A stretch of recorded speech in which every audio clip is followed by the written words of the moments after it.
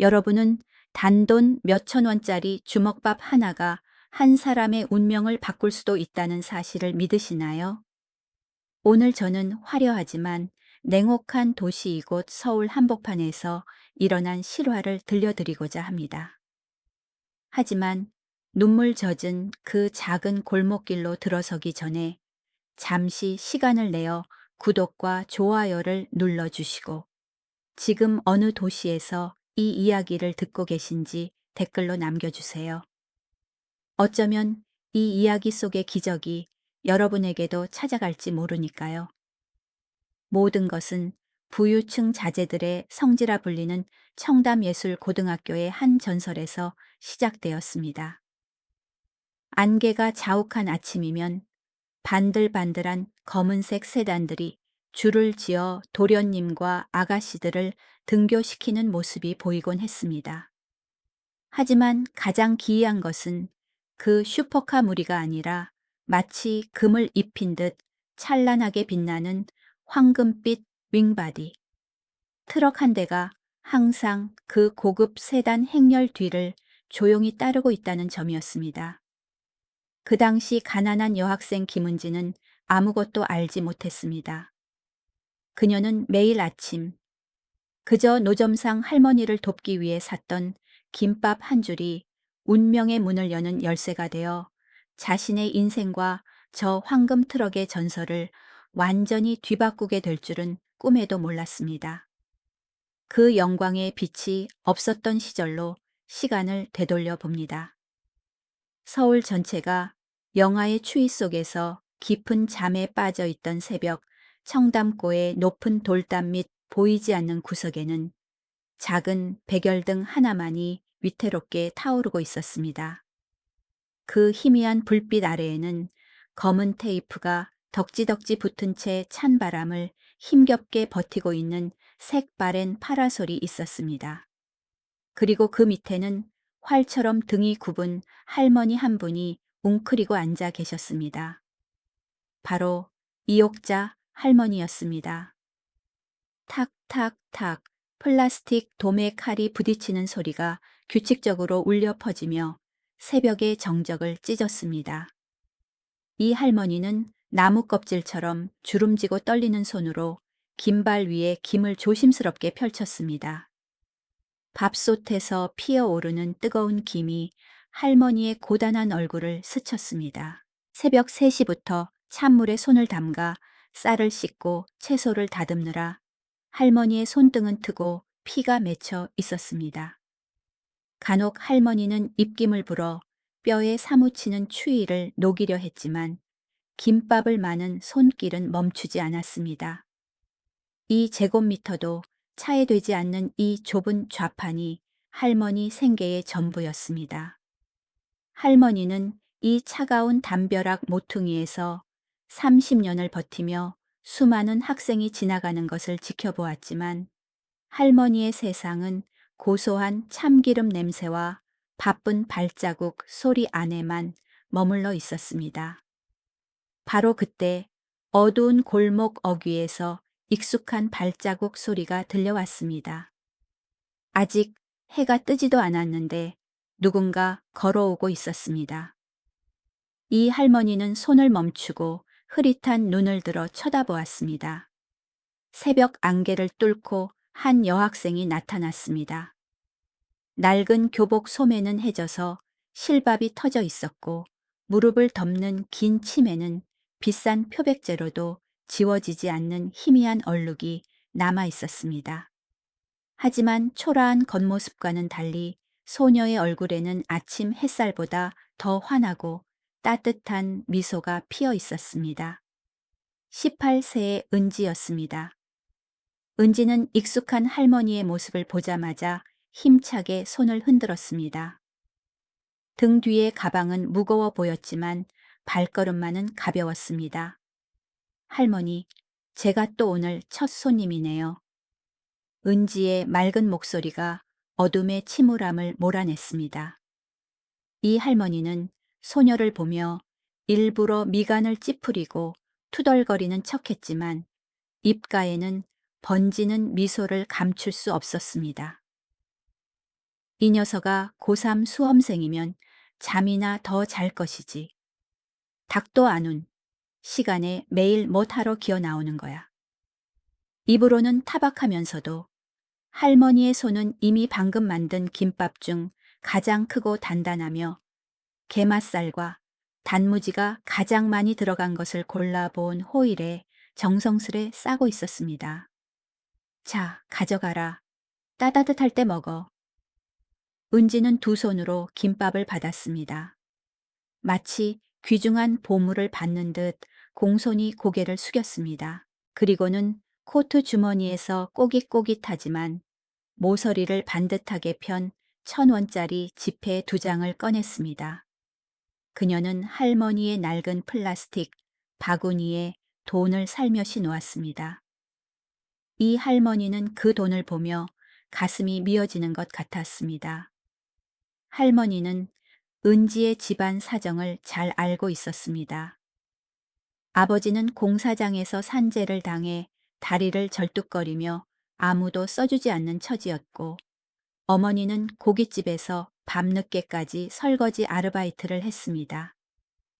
이 2,000원은 은지가 친구들과 음료수 캔 하나 사 먹지 않고 아껴 모은 용돈의 전부였습니다. 은지에게 이 김밥은 단순한 아침 식사가 아니었습니다. 그것은 가족의 전기자, 사치스러운 부잣집 자제들로 가득한 이 학교에서 그녀를 버티게 해주는 유일한 위로였습니다. 소녀는 김밥을 가방에 넣으며 눈웃음을 지었습니다. 할머니, 오늘 우리 반 모의고사 있어요. 할머니표 마법의 김밥 먹고 전교 1등 할 거예요. 두고 보세요. 이 할머니는 손을 휘저으며 웃었습니다. 말만 잘하지 늦기 전에 어서 가. 교문 뒤로 사라지는 은지의 작은 뒷모습을 보며 이 할머니가 오랫동안 참아왔던 한숨이 터져 나왔습니다. 불쌍한 것. 하느님은 왜 착한 사람을 저렇게 힘들게 하시는지. 할머니는 고개를 숙여 가스버너 옆에 놓인 작은 전기밥솥을 보았습니다. 안에는 따끈따끈한 삶은 달걀 2개가 들어 있었습니다. 할머니는 몰래 그것을 꺼내 작은 비닐봉지에 담았습니다. 평소라면 500원에 파는 달걀이었지만 은지에게는 한 번도 돈을 받은 적이 없었습니다. 매일 아침 은지에게 주려 했지만 가난한 아이의 자존심이 상할까봐 망설이다 그만두곤 했습니다. 할머니는 중얼거렸습니다. 내일은 꼭 그 아이 손에 쥐어줘야지. 애가 너무 말랐어. 이 할머니는 은지가 건넨 푼돈을 손에 꼭 쥐고 그 아이가 자신에게 보내준 희생의 온기와 무게를 느꼈습니다. 그 시각 은지는 화강감이 깔린 교정에 들어서자마자 같은 반 친구들과 마주쳤습니다. 무리 한가운데에는 대형 건설사 회장의 딸인 혜진이 서 있었는데 손에는 프랑스 베이커리의 비싼 케이크 쇼핑백을 들고 있었습니다. 은지를 본 혜진은 입꼬리를 올리며 비아냥거리는 날카로운 목소리로 말했습니다. 어머 은지야, 너 또 그 밖에서 파는 쓰레기 같은 좌판 김밥 샀니? 혜진을 둘러싼 여학생들이 입을 가리고 킥킥거렸습니다. 미나라는 친구가 거들며 코를 쥐고 혐오스럽다는 표정을 지었습니다. 진짜 끔찍하다. 그 할머니 손발 다트고 하수구 옆에 앉아 있는데 넌 그게 목구멍으로 넘어가. 난 굶어 죽어도 안 먹어. 그 독한 말들은 은지의 자존심을 바늘처럼 찔렀습니다. 하지만 그녀는 고개를 숙이지도 얼굴을 붉히지도 않았습니다. 오히려 은지는 미소 지으며 흔들림 없는 눈빛으로 혜진을 똑바로 쳐다보았습니다. 혜진아, 너 먹어본 적은 있니? 솔직히 말해서 할머니 김밥에는 첨가물은 없지만 정성이 가득 들어 있어.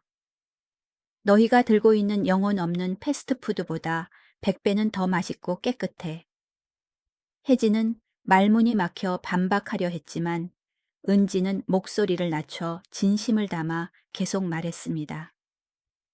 그리고 너희 그거 아니 내가 안 사면 할머니는 추운 바람 속에 더 오래 앉아 계셔야 해. 내가 한 줄 사면 할머니는 10분이라도 일찍 들어가서 쉬실 수 있어. 고작 10분이지만 노인분들에게는 그게 큰 은혜야. 은지의 말은 친구들의 오만함에 찬물을 끼얹는 것 같았습니다. 혜진은 할 말을 잃었고 입가에 걸려있던 조소도 사라졌습니다. 아무도 더 이상 말을 잇지 못했습니다. 은지의 진심과 친절함은 모든 악의를 막아내는 보이지 않는 벽을 만들었습니다. 소녀는 조용히 교실로 향하며 가방을 꼭 끌어안았습니다. 그 안에서 김밥의 온기가 가슴으로 퍼져나가며 그 어떤 비싼 패딩 점퍼보다도 그녀의 마음을 따뜻하게 데워주었습니다. 그저 묵묵히 노력하며 지나가는 평범한 하루가 될 줄 알았습니다. 하지만 인생은 본래 가혹한 놀라움의 연속인 법입니다. 두 교시 수업이 막 시작되었을 때였습니다. 창가에 앉아 무심코 교문을 바라보던 은지의 심장이 덜컥 내려앉았습니다. 검은색 관용 차량 번호판을 단차가 할머니가 앉아 계신 돌담 앞에 급브레이크를 밟으며 멈춰 섰습니다. 학부모의 차가 아니었습니다. 구청 도시질서 단속반 차량이었습니다. 검은 조끼를 입은 남자 2명이 차가운 표정으로 내렸습니다. 그들은 작고 위태로운 할머니의 좌판을 향해 성큼성큼 걸어갔습니다. 3층에서 은지는 이 할머니가 당황하며 일어나 무언가 애원하듯 손을 비비는 모습을 보았습니다. 하지만 남자들은 아랑곳하지 않았습니다. 한 명은 사진을 찍기 시작했고 다른 한 명은 수첩을 꺼내 무언가를 적어 내려갔습니다. 그리고 가장 끔찍한 일이 벌어졌습니다. 그들은 트렁크에서 위협적인 흰 글씨가 적힌 붉은 현수막을 꺼내 할머니 머리 위 담벼락에 걸었습니다. 노점상 금지구역, 24시간 내 강제 철거, 예정. 차가운 문구가 바람에 펄럭이며 과부의 유일한 생계 수단에 사형 선고를 내렸습니다. 은지는 피가 얼어붙는 것 같았습니다. 소리를 지르고 싶었고 당장이라도 뛰쳐나가고 싶었지만 아직 수업 종료종은 울리지 않았습니다. 아래에서는 이 할머니가 땅바닥에 주저앉아 튼 손으로 얼굴을 감싸 쥐었고 서울의 무정한 찬바람 속에 앙상한 어깨가 떨리고 있었습니다. 은지의 가방 속 김밥도 두 사람을 덮쳐오는 절망과 함께 점차 식어가는 듯 했습니다. 과연 무슨 일이 벌어질까요? 은지가 이 상황을 되돌리기 위해 할 수 있는 일이 있을까요? 아니면 그저 가혹한 운명을 받아들여야 할까요? 시간은 잔인하게 흘러갔고 불안감은 소녀의 마음을 갉아먹고 있었습니다. 점심시간을 알리는 종소리가 울려 은지를 현실로 되돌려 놓았습니다. 비싼 향수 냄새와 일본식 벤도 레스토랑 배달 음식 냄새가 진동하는 교실에서 은지는 조용히 책상 서랍을 열었습니다. 그녀는 구겨진 은박지에 쌓인 김밥을 꺼냈습니다. 옆에 앉아있던 미나가 곁눈질하며 또다시 코를 찡긋거렸습니다. 은지야, 너 진짜 그 기름 냄새 나고 싸구려인 걸 먹으려고 조심해. 시험도 얼마 안 남았는데 배탈 난다. 은지는 옅은 미소를 지으며 묘한 믿음이 서린 눈빛으로 말했습니다. 넌 모를 거야. 이건 마법의 김밥이거든. 이걸 먹으면 힘이 나서 전교 1 등장을 할 수 있단 말이야. 농담 반 진담 반으로 말한 그녀는 김밥을 크게 한 입 베어 물었습니다. 그 순간 평소와는 다른 부드럽고 고소한 무언가가 혀끝에 닿았습니다. 은지는 놀라서 김밥 속을 들여다보았습니다. 그곳에는 단무지와 맛살 옆에 하얗게 껍질을 깐 삶은 달걀 2개가 얌전하게 들어 있었습니다. 이 할머니가 은지도 모르게 몰래 넣어두신 것이었습니다. 이문도 얼마 남지 않는 노점상에게는 사치스러운 음식인 달걀 2알. 은지의 목구멍이 메어왔습니다. 그녀는 고개를 푹 숙이고 터져 나오려는 짠 눈물과 함께 밥을 씹어 삼켰습니다. 친구들에게 약한 모습을 보이지 않으려 필사적이었습니다. 그날 오후 수업이 끝나자마자 은지는 뒷문으로 달려갔습니다. 할머니가 웅크리고 앉아 추위로 붉게 부어오른 손을 고통스럽게 비비고 있는 모습이 보였습니다. 은지는 말없이 가방을 뒤져 일주일 동안 아침을 굶어 모은 돈으로 산 동상연고를 꺼냈습니다. 그녀는 차가운 바닥에 무릎을 꿇고 나무 껍질처럼 거친 할머니의 손을 조심스럽게 잡고 피가 배어 나오는 갈라진 틈에 꼼꼼히 약을 발랐습니다. 할머니, 이거 아주 좋은 거예요. 바르면 금방 덜 아프실 거예요. 이 할머니는 피 한 방울 섞이지 않은 남인 아이가 자신을 돌봐주는 것을 보며 눈시울이 붉어졌고 입술이 떨려 아무 말도 하지 못했습니다. 갑자기 서울 하늘이 어두워지더니 소나기가 억수같이 쏟아졌습니다. 차가운 빗방울이 얼굴과 몸을 따갑게 때렸습니다. 은지는 서둘러 자신의 작은 노란 우산을 펼쳤지만 자신을 가리는 대신 할머니와 좌판 쪽으로 우산을 기울였습니다. 할머니여서 짐 챙기세요. 비가 너무 많이 와요. 은지는 빗소리에 묻히지 않게 크게 소리치며 온몸으로 식재료 쟁반을 막았습니다. 빗물에 교복이 흠뻑 젖고 머리카락이 이마에 달라붙고 빗물이 목덜미로 흘러내렸지만 개의치 않았습니다. 2 사람은 폭우 속에서 허둥지둥 짐을 정리했습니다. 할머니를 버스 정류장까지 부축해드리자 할머니는 떨리는 손으로 검은 비닐봉지를 은지의 손에 쥐어주었습니다. 안에는 남은 김밥 2줄과 자판기에서 방금 뽑은 따뜻한 캔커피가 들어 있었습니다. 가져가라. 손 녹이게 가져가. 고맙다. 정말 고맙다, 아가야. 할머니의 목소리가 빗소리 속에 묻혔습니다. 은지는 할머니를 태운 버스가 멀어지는 것을 보며 뜨거운 캔커피를 꽉 쥐었지만 가슴 속에는 알 수 없는 불안감이 피어올랐습니다. 두고 온 책을 가지러 학교로 돌아가는 길 은지는 학교 앞에 고급 식당가를 지나갔습니다. 처마 밑에서 담배를 피우던 식당 주인들의 웃음소리가 들려왔습니다. 드디어 구청이 일을 하네. 내가 한 달 내내 민원 넣었잖아. 그러게 말이야. 그 지저분한 좌판 때문에 눈에 거슬려 죽는 줄 알았어. 강남 미관 다 해치고 말이야. 내일 단속반이 와서 싹 쓸어버린대. 은지의 가슴이 철렁 내려앉았고 발에 납덩이를 단 듯 무거워졌습니다. 할머니의 작고 소박한 존재가 이 부자들의 눈에는 가시였던 것입니다. 진짜 거친 파도가 밀려오고 있었고 18세 소녀는 자신이 너무나 작고 무력하게 느껴졌습니다. 그리고 운명의 그날이 기어코 오고야 말았습니다. 칼바람이 부는 어느 늦가을 오후였습니다. 은지는 일찍 하교하며 할머니께 따뜻한 핫초코를 사드릴 생각에 들떠 정문으로 뛰어갔습니다. 하지만 그녀의 눈에 들어온 것은 끔찍한 혼란의 현장이었습니다. 강남구청 단속반의 거대한 짙은 녹색 트럭이 교문 앞에 멈춰 서 있었습니다.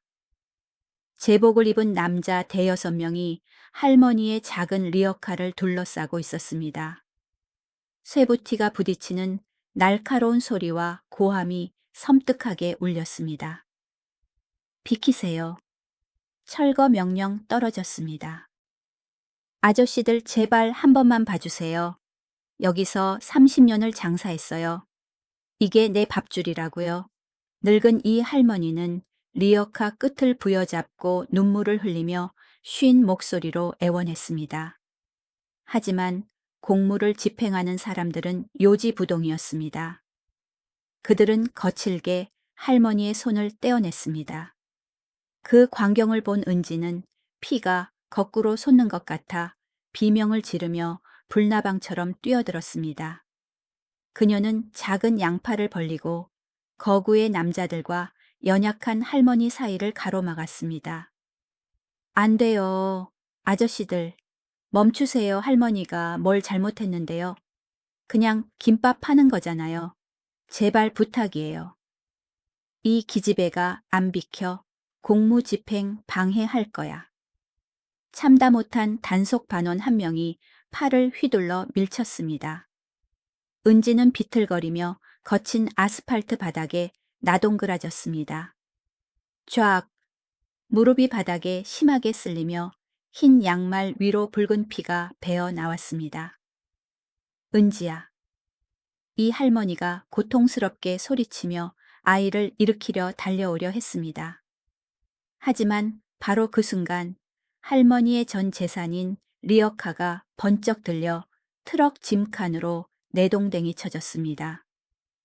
콰탕, 낡은 파라솔이 두 동강 났습니다. 김밥, 쟁반이 뒤집혔습니다. 밥알김, 단무지가 사방으로 흩어져 커다란 군화, 발에 무참히 짓밟혔습니다. 은지가 선물한 연고 튜브가 굴러 떨어지더니 바퀴에 깔려 납작해졌습니다. 이 할머니는 얼어붙은 듯 멍하니 서 있었습니다. 흙투성이가 된 주먹밥과 바닥에 쓰러진 손녀 같은 아이를 바라보았습니다. 입술이 파랗게 질린 할머니가 왼쪽 가슴을 움켜쥐었습니다. 아이고, 가슴이야. 이 할머니가 주저앉았습니다. 앙상한 몸이 나무집처럼 차가운 바닥으로 쓰러졌습니다. 할머니, 누구 없어요. 도와주세요. 제발 구급차 좀 불러주세요. 은지는 미친 듯이 울부짖으며 할머니 곁으로 기어가 절망적으로 흔들었습니다. 주변에는 하교하던 학생들이 둘러서서 손가락질하고 동영상을 찍을 뿐 누구 하나 나서지 않았습니다. 사람들의 냉담함은 겨울 추위보다 더 무서웠습니다. 사이렌 소리와 함께 구급차가 도착했습니다. 구급대원들이 신속하게 할머니를 들것에 실었습니다. 문이 닫히기 전 산소 마스크를 쓰고 가쁜 숨을 몰아쉬던 할머니는 떨리는 손을 뻗어 은지의 교복 어깨에 묻은 흙먼지를 가볍게 털어주었습니다. 가라, 학교 가거라, 할미 걱정 말고이. 문이 쾅 닫혔습니다. 차는 쏜살같이 달려가 버렸고 은지는 폐허가 된 현장 한가운데 못 박힌 듯 서 있었습니다. 주변에는 으깨진 김밥 조각들과 꺾인 파라솔만 남았습니다. 은지는 피 흘리는 무릎을 감싸쥐고 주저앉아 회색빛 서울 하늘 아래서 서럽게 통곡했습니다. 세상이 숨을 쉴 수 없을 만큼 잔인하다고 느낀 것은 그때가 처음이었습니다. 다음 날 그 담벼락 모퉁이는 텅 비어 있었습니다. 좌파는 완전히 사라졌고 대신 구역질 날 정도로 독한 소독약 냄새가 진동했습니다. 참기름 냄새도 온기도 없었습니다. 은지는 넋이 나간 사람처럼 학교를 빼먹고 강남 일대의 파출소와 병원을 샅샅이 뒤지며 할머니를 찾았습니다. 어제 청담고에서 쓰러지신 이옥자라는 분을 찾고 싶은데요. 환자분과 관계가 어떻게 되시죠? 주민등록번호 아세요? 가족, 아니면 정보 못 드려요. 법이 그래요. 가는 곳마다 차가운 대답만 돌아왔습니다. 아무도 그녀를 도와주지 않았습니다. 그녀는 그저 남이었으니까요. 학교에서는 담임 선생님이 교무실로 불러 수업을 빼먹었다며 불호령을 내리고 내신을 깎겠다고 경고했습니다. 친구들은 뒤에서 비웃었습니다. 그 노점상 할머니 찾으러 다닌다며 그 쓰레기 같은 재산이라도 물려받으려는 거 아냐. 그날 저녁 은지는 눅눅한 반지하 집으로 터덜터덜 돌아왔습니다. 현관에 들어서자마자 계량기에 붙은 붉은색 단전 통지서가 눈에 들어왔습니다. 어두침침한 집 안안방에서는 다리 통증에 신음하는 아버지의 소리가 들려왔고 부엌 구석에서는 설거지로 퉁퉁 부은 손으로 얼굴을 감싸 쥐고 숨죽여 우는 어머니의 모습이 보였습니다. 가난과 질병이라는 괴물이 가족을 집어삼키고 있는 것 같았습니다. 은지는 방으로 들어와 산더미처럼 쌓인 수험서와 의사가 되고 싶어 그려보았던 하얀 의사 가운 그림을 바라보았습니다. 입술을 깨물어 피가 맺혔습니다. 눈물이 흘러내렸지만 눈빛만은 무서울 정도로 단호해졌습니다. 엄마, 은지가 밖으로 나왔습니다. 목소리는 담담했지만 속은 무너져 내리고 있었습니다. 저 학교 그만둘래요. 봉제 공장에 취직할 거예요. 엄마, 이제 울지 마세요. 제가 돈 벌어서 아빠 다리 고쳐드릴게요. 어머니는 안 된다고 소리쳤지만 은지는 이미 결심을 굳혔습니다. 사람을 살리는 의사라는 꿈. 지금은 너무나 사치스러웠습니다. 가족부터 살려야 했습니다. 다음 날 아침 하늘은 맑았지만 사람들의 마음은 우울했습니다. 은지는 선생님과 친구들의 놀라움과 안타까운 시선을 뒤로하고 담임 선생님 책상에 자퇴서를 냈습니다. 교문을 나선 그녀는 마지막으로 그 돌담길로 향했습니다. 할머니가 앉아 계시던 자리에는 이제 오픈 예정 커피하우스, 강남점이라는 반짝이는 공사 안내판이 서 있었습니다. 가난한 이의 아픔 위에 부유한 프랜차이즈 카페가 들어서는 것입니다. 은지는 주머니에서 곱게 접은 편지 한 통을 조용히 꺼냈습니다. 그녀는 매일 아침 할머니가 등을 기대던 차가운 벽돌 틈새 깊숙이 편지를 밀어 넣었습니다. 할머니 죄송해요. 약속대로 전교 1등은 못했어요. 하지만 저 열심히 살게요. 안녕히 계세요, 할머니. 그리고 제 꿈도 이제 안녕? 은지는 뒤를 돌아 걸어갔습니다. 작고 외로운 뒷모습은 바삐 움직이는 인파 속에 섞여 사라졌고 미완으로 남은 청춘도 뒤로 남겨졌습니다. 하지만 그녀는 몰랐습니다. 돌틈에 끼워진 그 편지가 평생 상상조차 못했던 기적의 시작이 될 줄은. 다음 날 아침 서울 하늘은 유난히 맑았지만 은지의 마음에는 폭풍우가 몰아치고 있었습니다. 오늘은 청담고 교복을 입는 마지막 날이었습니다. 밤새 울어 퉁퉁 부은 눈으로 은지는 무거운 발걸음을 옮겨 교문을 통과했습니다. 잠시 후 고개를 숙이고 학생증을 반납할 생각을 하니 마음이 무거웠습니다. 하지만 교정에 들어서자마자 그녀는 멈칫했습니다. 귀족 학교 역사상 본 적 없는 광경이 펼쳐지고 있었습니다. 정문 쪽에서 재벌 드라마에서나 볼 법한 윤이 나는 검은색 고급 세단 3대가 천천히 들어오고 있었습니다. 그 차들은 마치 경호원처럼 뒤따르는 괴물을 위해 길을 터주고 있었습니다. 그것은 햇빛을 반사해 눈이 부실 정도로 찬란한 황금빛으로 도색된 거대한 윙바디 트럭이었습니다. 수백 명의 학생과 교사들이 교실에서 쏟아져 나왔고 시장통처럼 시끌벅적한 소리가 울렸습니다. 저게 뭐야? 순금 트럭이야. 어느 그룹 회장님이 오신 거야. 혜진과 부잣집 친구들도 입을 딱 벌리고 서 있었습니다. 평소의 오만함은 사라지고 호기심만이 가득했습니다. 선두에 있던 세단이 멈췄습니다. 차 문이 열리고 중년 남성이 내렸습니다. 장인이 만든 정교한 슈트를 입은 그의 태도는 기품 있고 위엄이 넘쳤습니다. 바로 굴지의 해운 그룹 총수 김도현 회장이었습니다. 하지만 사람들의 시선을 끈 것은 그의 손목에 있는 수억 원짜리 시계가 아니라 그가 손에 들고 있는 물건들이었습니다. 낡은 사진 한 장과 꼬깃꼬깃하게 접힌 종이, 바로 어제 은지가 벽돌 틈에 끼워둔 손 편지였습니다. 수천 명의 놀란 눈길 속에서 김 회장은 곧장 은지에게로 걸어갔습니다. 인파가 저절로 양옆으로 갈라지며 길을 만들었습니다. 그는 두려움에 떨고 있는 가난한 여학생 앞에 멈춰 섰습니다. 네가 김은지 맞느냐? 그의 목소리는 중후하고 따뜻하게 교정에 울려 퍼졌습니다.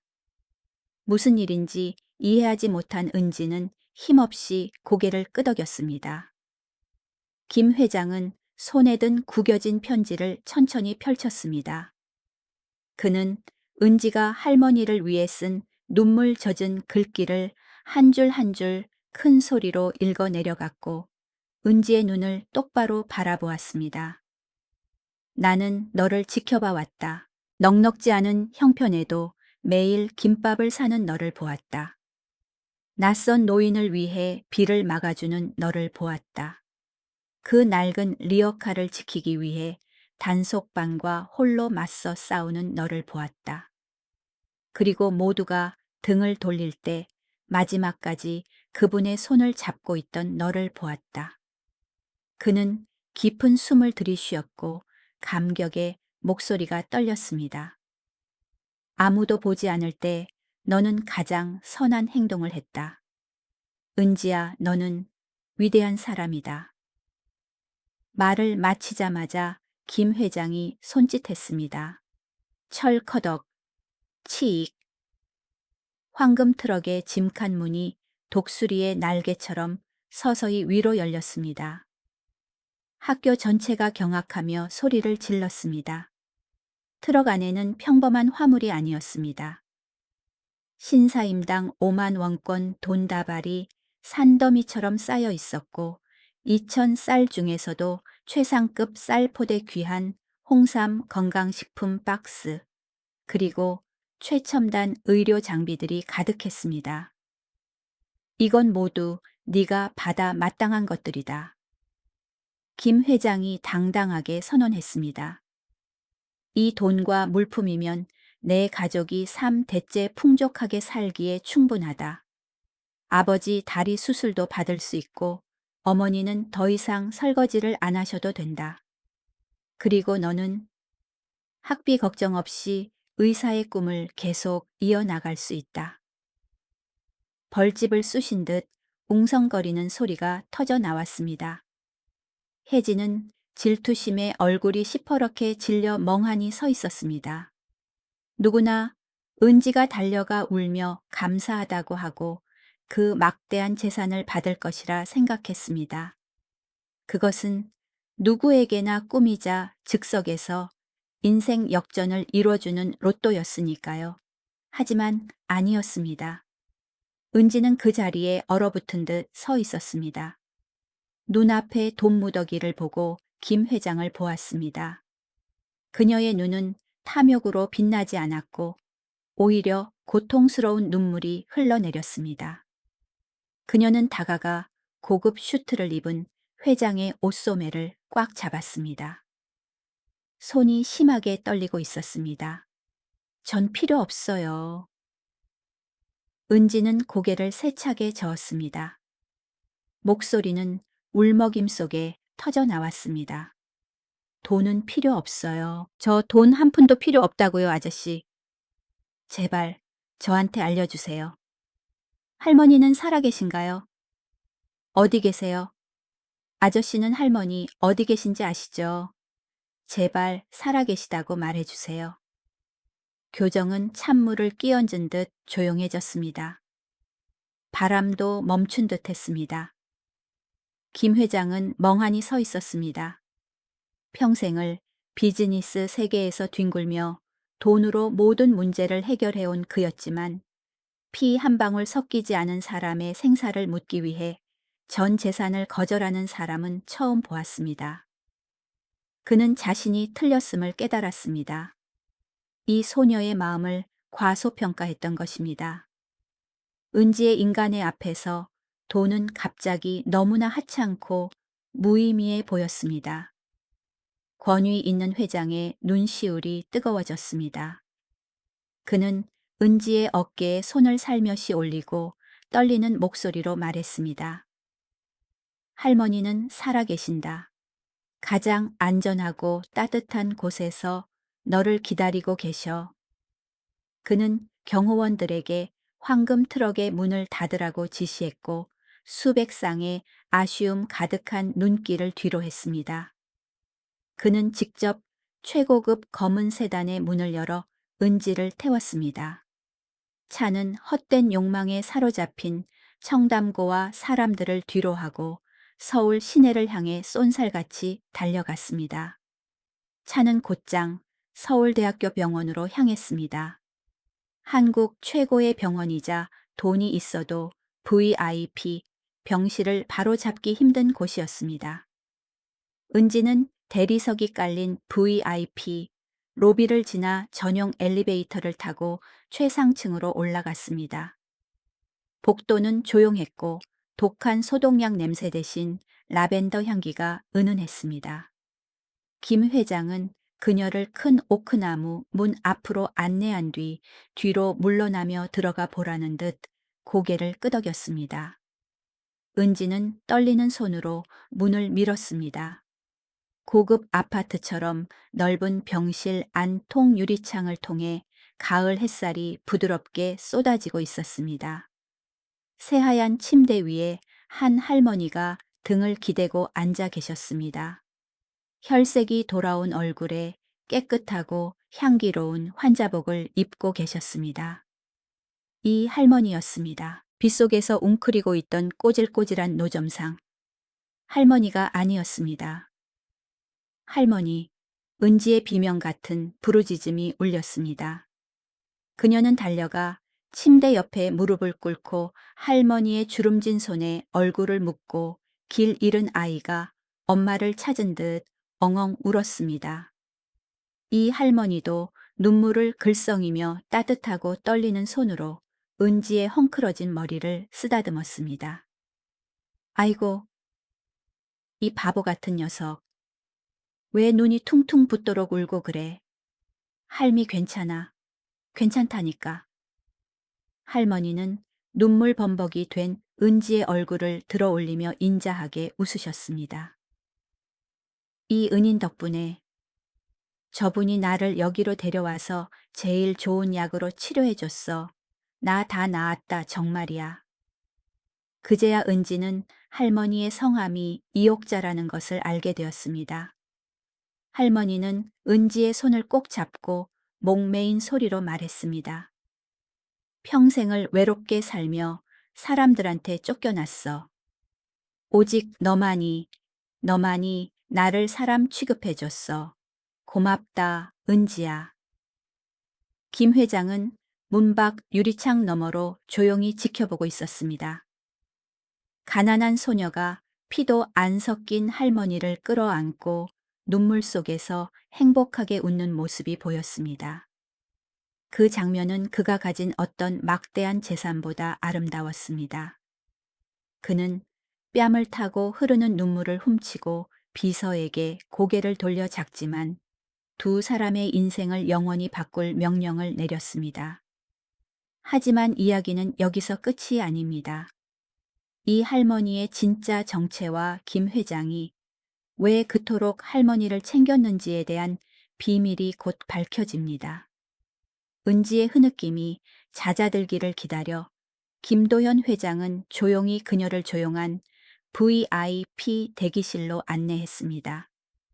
푹신한 소파에 앉아 그는 창밖으로 서울 하늘을 붉게 물들이는 노을을 바라보다가 지난 20년 동안 묻어두었던 이야기를 꺼냈습니다. 20년 전, 나도 지금 내 나이 때쯤이었지. 그때 나는 모든 것을 잃은 20살 청년이었다. 부모님은 끔찍한 교통사고로 돌아가셨고, 고아라는 슬픔뿐만 아니라 감당할 수 없는 거액의 빚까지 남겨주셨지. 바이독콕에 시달리다 집을 뺏기고 한겨울 길거리로 내쫓겼어. 그의 목소리가 가라앉으며 떨렸습니다. 그날 밤은 할머니가 쓰러지시던 날처럼 비가 억수같이 쏟아졌어. 나는 어느 공원까지 흘러 들어갔는데 3일 동안 아무것도 먹지 못해 배가 등가죽에 붙을 지경이었지. 주머니에는 동전 한 입 없었고 나는 죽음을 생각했다. 세상이 나를 버렸고 내 존재는 무의미하다고 생각했어. 그래서 모든 걸 끝내려고 했지. 은지는 숨을 죽이고 들었습니다. 눈앞의 권력자에게 그런 비참한 과거가 있을 줄은 상상도 못했습니다. 내가 가장 절망적일 때 낡은 리어카를 끈 마른 여인이 다가왔어. 그분은 내가 누구냐고 묻지도 않았고 내 남루한 행사액을 보고 쫓아내지도 않았어. 묵묵히 김이 모락모락 나는 김밥 한 줄을 건네며 평생 잊지 못할 한마디를 하셨지. 젊은이 먹고 속 좀 드게. 자네는 귀한 사람이야. 절대 기죽지 마. 내일은 또 해가 뜨니까. 김 회장은 눈시울이 붉어진 채 은지를 바라보았습니다. 그분이 바로 이옥자 할머니셨다. 그 김밥 한 줄과 그 말씀이 나를 지옥에서 건져 올렸어. 다시 일어서서 미친 듯이 일하고 빚을 다 갚고 오늘날의 기업을 일굴 힘을 주었지. 나는 은혜를 갚으려고 몇 년 동안이나 할머니를 찾아다녔어. 그리고 천만다행으로 네 학교 앞에서 그 무정한 놈들이 할머니의 생명을 앗아가기 직전에 찾아낸 거야. 그는 두툼한 봉투 2개를 은지의 손에 쥐어주었습니다. 병원에서 깨어나신 할머니가 가장 먼저 부탁하신 건 본인을 위한 집도 차도 아니었어. 내 손을 잡고 힘겹게 말씀하시더구나. 은지라는 아이 좀 도와주게. 착한 아이인데 너무 힘들게 살아. 그 아이가 학교 그만두게 하지 말아줘. 이건 할머니의 뜻이다, 은지야. 은지는 봉투를 열었습니다. 하나는 의과대학을 졸업할 때까지 전액 장학금을 지원한다는 증서였습니다. 다른 하나는 아버지의 다리 수술비, 전액과 어머니의 치료비, 그리고 이 할머니의 평생 건강 관리를 보장하는 보증서였습니다. 할머니는 네가 훌륭한 의사가 되길 바라신다. 네가 할머니께 우산을 씌워드렸던 것처럼 따뜻한 마음을 가진 의사 말이다. 은지의 눈에서 다시 눈물이 쏟아졌지만 이번에는 행복과 결의의 눈물이었습니다. 그녀는 주머니에 손을 넣어 아침에 쓴 자퇴서를 꺼냈습니다. 쫙! 그녀는 종이를 산산조각으로 찢어버렸습니다. 약속해요. 은지는 목이 메어 김 회장의 손을 꼭 잡았습니다. 좋은 의사가 되겠다고 약속할게요. 할머니처럼 살게요. 이 온기를 세상에서 가장 절망적인 사람들에게 나누어 줄게요. 시간은 화살처럼 빠르게 흘러 12년이 지났습니다. 김 회장 그룹의 재단이 운영하는 한국에서 가장 현대적인 아산병원 응급실입니다. 김 선생님, 3번 침대 환자 혈압이 급격히 떨어집니다. 제세동기 준비해 200줄 다들 물러서세요.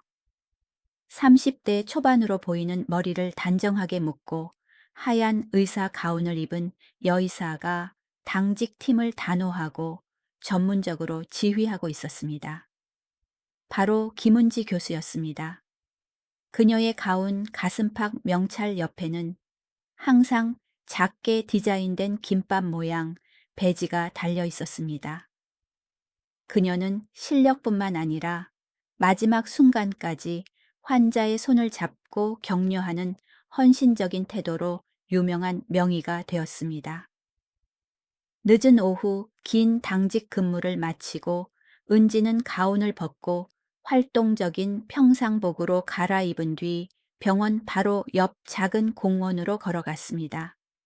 가을에 노란 은행나무 아래 백발이 성성하지만 인자한 얼굴에 고급 캐시미어 코트를 입은 할머니가 벤치에 앉아 계셨습니다. 80세가 넘었지만 건강하고 총명해 보이는 이옥자 할머니였습니다. 할머니 옆에는 옛날의 낡은 리어카 대신 고소한 김밥이 가득 담긴 라탄 바구니들이 놓여 있었습니다. 자, 얘들아, 일용 할미가 주는 거야. 아주 맛있단다. 할머니는 근처에서 노는 아이들을 손짓해 부르며 김밥을 하나씩 무료로 나눠주었습니다. 이제 장사는 하지 않습니다. 평생 그랬듯 사랑을 나누는 기쁨으로 하시는 일이었습니다. 할머니, 은지가 미소 지으며 달려가 뒤에서 할머니를 껴안았습니다. 할머니는 껄껄 웃으며 자랑스러운 의사 손녀의 손을 토닥였습니다. 바로 그때 익숙한 검은색 세단이 길가에 섰습니다.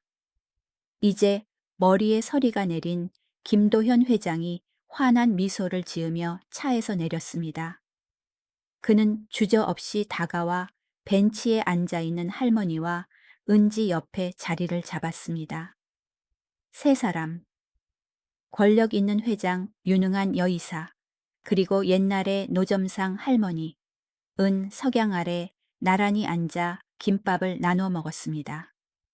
그들은 피로 이어진 것이 아니라 선의와 친절로 연결된 진짜 가족처럼 하하 호호 웃으며 이야기를 나누었습니다.